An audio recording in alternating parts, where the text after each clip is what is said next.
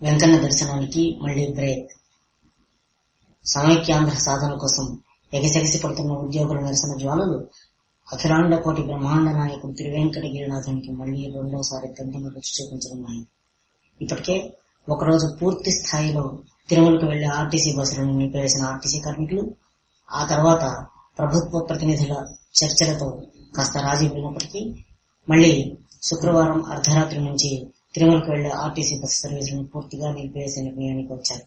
ఈసారి ప్రభుత్వం రాజీ చర్చలకు వచ్చినా సరే ఒక పట్టాను దిగి వచ్చేది లేదని, రాష్ట్ర విభజన విషయంలో కేంద్రం పునరాలోచన దిశగా ఉన్నట్లు నిర్ణయం తెలిసిన తర్వాత మాత్రమే దీక్షలో సమ్మె విషయంలో ఏమాత్రమైనా సడలింపు ఆలోచన ఉంటుందని ఆర్టీసీ కార్మిక సంఘ నాయకులు దృఢ నిశ్చయంతో ప్రకటిస్తున్నారు.